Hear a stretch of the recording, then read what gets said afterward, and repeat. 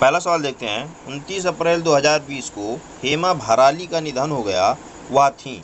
यानी कि यहाँ पर पूछा जा रहा है कि हेमा भराली जो है वो क्या थी। तो या पर्यावरणविद थी, अभिनेत्री थी, साहित्यकार थी, या स्वतंत्रता संग्राम सेनानी थी। तो हेमा भराली जो है वो स्वतंत्रता संग्राम सेनानी थी। और यहाँ पर देख सकते हैं कि उन्होंने जो है वर्ष 1951 में विनोबा भावे द्वारा शुरू किए गए भूदान आंदोलन में शामिल हुई, जिसमें वह एक प्रमुख नेता बनकर उभरी। वर्ष 2005 में उन्हें पद्मश्री से सम्मानित किया गया। 101 वर्ष की थी। तो हेमा भराली जो है वो स्वतंत्रता संग्राम सेनानी थी।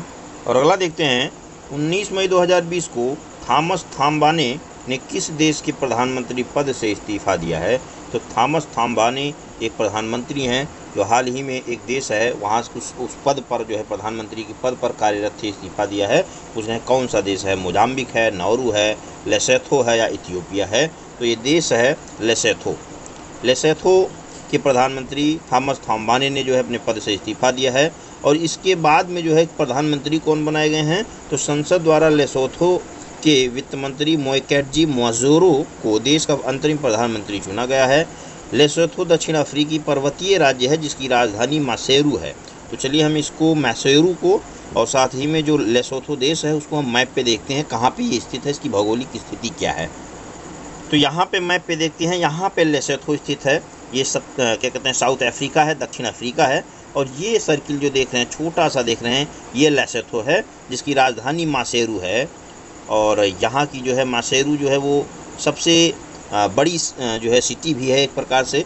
और लेसोथो की एक बात ये है, क्या कहते हैं कि ये लैंडलॉक कंट्री है। आप देखेंगे कि लेसोथो के चारों ओर जो है वो दक्षिण अफ्रीका जो है चारों ओर से इसको घेरे हुए है। तो इस प्रकार से लेसोथो जो है ये एक लैंडलॉक कंट्री हुई। मासेरू यहाँ की राजधानी है और मैसोरो सबसे बड़ा शहर भी है।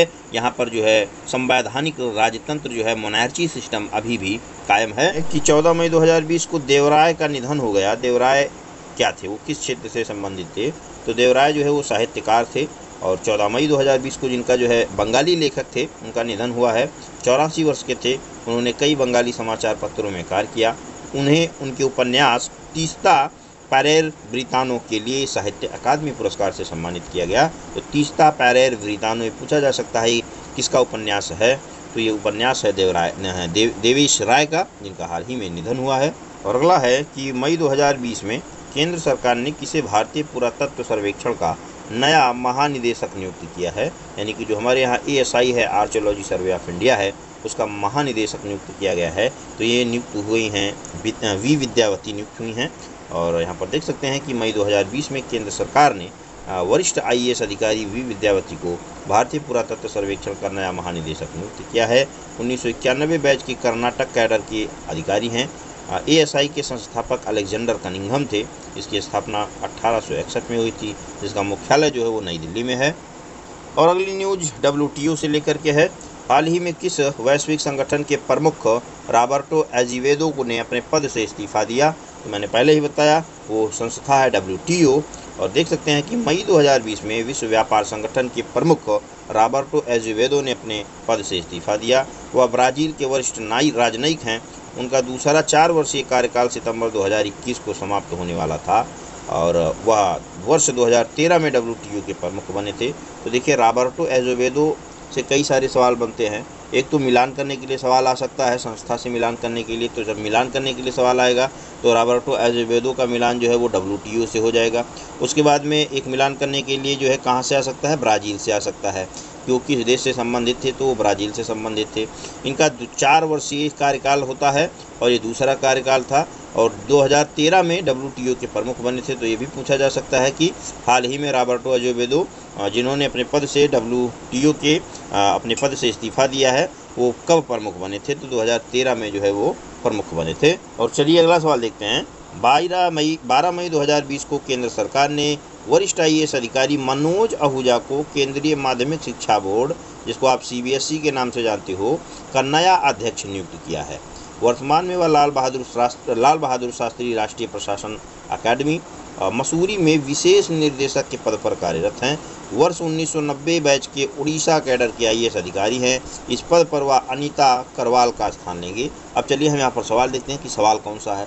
सवाल है 12 मई 2020 को केंद्र सरकार ने किसे केंद्रीय माध्यमिक शिक्षा बोर्ड का नया अध्यक्ष नियुक्त किया है? तो आप जान गए होंगे अध्यक्ष कौन नियुक्त किसकी हुई है? मनोज आहूजा की नियुक्ति हुई है। अगर यही सवाल पूछा जाएगा कि वो किसका स्थान लेंगे, तो अनीता करवाल का स्थान लेंगे। उसके बाद में वो किस कैडर के अधिकारी है, हालांकि ये नहीं पूछा जाएगा, लेकिन देख लेते हैं, ओडिशा कैडर के अधिकारी रहे हैं। और अगला है कि 11 मई 2020 को जेरी स्टलर का निधन हो गया। जेरी स्टलर थे तो वो एक कॉमेडियन थे और अमेरिकी कॉमेडियन थे, अभिनेता, लेखक भी थे और 92 वर्ष के थे, उनका निधन हुआ है। और एक सवाल ये भी पूछा जा सकता है, महत्वपूर्ण कंटेंट है, कि उन्हें वर्ष 2007 में उनकी पत्नी मीरा के साथ हॉलीवुड के वॉक ऑफ फेम में स्टार जोड़ी के तौर पर शामिल किया गया था। तो उनका नाम क्या है? उनका नाम है जेरी स्टलर, जो कि कॉमेडियन रहे हैं, अभिनेता रहे हैं, अमेरिकी जो है फिल्मी जगत से वो संबंध रखते हैं। और अगली न्यूज़ देखते हैं। अप्रैल 2020 में भारतीय मूल की मनीषा सिंह OECD में किस देश की प्रतिनिधि नामित हुई हैं? तो प्रतिनिधि नामित हुई हैं अमेरिका की। अप्रैल 2020 में अमेरिकी राष्ट्रपति डोनाल्ड ट्रंप ने भारतीय मूल की अमेरिकी वरिष्ठ राजनयिक मनीषा सिंह को OECD यानी कि इसका पूरा नाम क्या है? Organisation for economic cooperation and development में प्रतिनिधि के रूप में नामित किया है। तो ये जो है मनीषा सिंह OECD में जो है अमेरिकी प्रतिनिधि के रूप में नामित हुई हैं। वर्तमान में वह state for economic and business affairs at the state department में सहायक सचिव हैं। OECD 37 सदस्य देशों का एक अंतर सरकारी संगठन है, आर्थिक संगठन है। इसकी स्थापना इसका मुख्यालय जो है वो पेरिस में है, फ्रांस की राजधानी है जो कि, और इसकी स्थापना 1961 में हुई थी। तो बहुत महत्वपूर्ण ये न्यूज़ है, ज़रूर पूछा जाएगा। और अगली न्यूज़ एक और बहुत महत्वपूर्ण है, जो कि अमेरिकी नियुक्ति को लेकर के ही है। 4 मई 2020 को किस देश ने भारतीय मूल के अशोक माइकल पिंटो को अंतर्राष्ट्रीय पुनर्निर्माण विकास बैंक के लिए प्रतिनिधि के रूप में नामित किया है? तो ये देश है अमेरिका, जिन्होंने अशोक माइकल पिंटो को अपने प्रतिनिधि के रूप में नियुक्त किया है। आइए एक बार दोबारा हम रेपिटेशन में देखते हैं। 4 मई 2020 को अमेरिका के राष्ट्रपति डोनाल्ड ट्रंप ने भारतीय मूल के अमेरिकी नागरिक अशोक माइकल पिंटो को अंतर्राष्ट्रीय पुनर्निर्माण और विकास बैंक, जिसको IBRD बोलते हैं, के लिए प्रतिनिधि के रूप में नामित किया है। 2 वर्ष का कार्यकाल होगा। सीनेट द्वारा उनके नाम की मंजूरी मिलने पर वह इस पद पर एरिक बेथल का स्थान लेंगे। BIRD विश्व बैंक समूह की एक ऋण प्रदान करने वाली अंतर्राष्ट्रीय संस्था है। इसकी स्थापना 1944 में हुई थी। मुख्यालय वाशिंगटन DC में हुआ था, जो कि अमेरिका की राजधानी है। वर्तमान में इसके 189 सदस्य देश हैं। IBRD गरीबी उन्मूलन एवं विकास कार्य हेतु मध्यम आय वाले विकासशील देशों को ऋण मुहैया कराता है। यानी कि IBRD जो संस्था है वो जो मध्यम आय वाले जो विकासशील देश हैं उनको ऋण उपलब्ध कराता है। और अगला है, मई 2020 में केंद्र सरकार ने किसे RBI के केंद्रीय बोर्ड का नया निदेशक नियुक्त किया है? तो RBI के केंद्रीय बोर्ड का नया निदेशक नियुक्त हुए हैं तरुण बजाज। और तरुण बजाज जो है इस पद पर वह अतनु चक्रवर्ती का स्थान लेंगे। यानी कि तरुण बजाज जो है किसका स्थान लेने वाले हैं? वो अतनु चक्रवर्ती का स्थान लेंगे, जो 30 अप्रैल 2020 को सेवानिवृत्त हुए हैं। कौन? अतनु चक्रवर्ती 30 अप्रैल 2020 को सेवानिवृत्त हुए हैं। और अगला देखते हैं कि 6 मई 2020 को किसने श्रम ब्यूरो के नए महानिदेशक के रूप में पदभार ग्रहण किया है? तो ये पदभार ग्रहण किया है DPS नेगी ने। और यहाँ पर थोड़ा हम श्रम ब्यूरो से संबंधित कुछ तथ्य उसको देखेंगे। श्रम ब्यूरो श्रम एवं रोजगार मंत्रालय के तहत श्रमिकों, रोजगार और खुदरा मुद्रास्फीति से संबंधित आंकड़े जुटाने और उनके विश्लेषण का काम करता है। और नेक्स्ट देखते हैं कि हाल ही में कौन इराक के नए प्रधानमंत्री बने हैं? तो इराक के नए प्रधानमंत्री बने हैं, इनका नाम है मुस्तफ़ा अल कदीमी।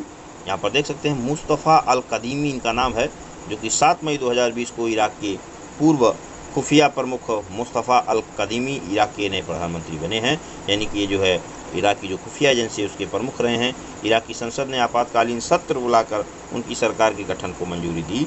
उन्होंने वर्ष 2016 में इराक की राष्ट्रीय खुफिया सेवा के प्रमुख के रूप में कार्य किया। इस पद पर उन्होंने आदिल अब्दुल हदी का स्थान लिया है बतौर प्रधानमंत्री के रूप में, जिन्होंने नवंबर 2019 में अपने पद से इस्तीफा दे दिया था। तो जिसका स्थान उन्होंने लिया है उनका नाम है आदिल अब्दुलम हदी इनका नाम रहा है। और यहाँ पर जो है इराक है, जो कि ईरान, सऊदी अरबिया, सीरिया और तुर्की जैसे देशों के साथ में अपनी सीमा साझा करता है।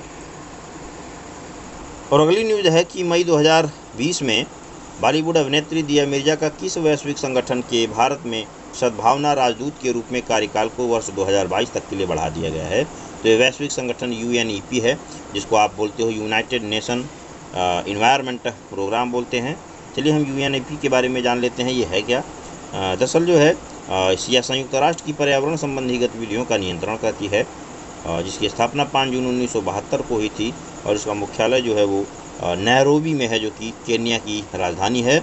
और UNEP को क्या कहते हैं? इसको कहते हैं संयुक्त राष्ट्र पर्यावरण कार्यक्रम, united nation programme environment programme.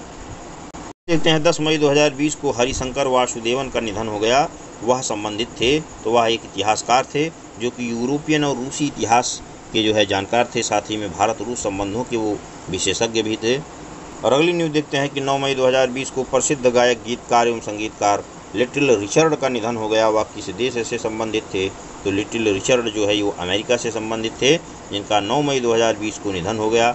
जो कि बतौर किन किन पेशों से संबंधित थे? तो वो गायक भी थे, गीतकार भी थे, संगीतकार भी थे और वह रॉक एंड रोल के जनक थे। देखिए सबसे बड़ी बात ये है इस सवाल में ये पूछा जा सकता है कि रॉक एंड रोल के जनक कौन थे। उनको 1986 में rock and roll hall of fame के पहले समूह में शामिल किया गया था। इसके साथ ही उन्हें 1993 में रिकॉर्डिंग एकेडमी से लाइफ टाइम अचीवमेंट अवार्ड से भी सम्मानित किया गया था। तो इसी वीडियो के साथ में जो है ई दृष्टि की जो मई महीने की मैगजीन थी वो ख़त्म होती है। जून महीने की पब्लिश मैगजीन थी, मई महीने की घटनाओं को उसको आधार बनाया गया था। इसके आगे के वीडियो में हम आगे की मैगजीन को डिस्कस करेंगे, जो कि अभी आई नहीं है, जो कि जुलाई महीने में पब्लिश हुई मैगजीन होगी और उसमें जून महीने की घटनाओं को जो है वो कवर किया गया होगा। तो जब आएगी तो उसको हम डिस्कस करेंगे। तब तक के लिए आप एग्जाम स्टडी HC को लाइक कीजिए, शेयर कीजिए, सब्सक्राइब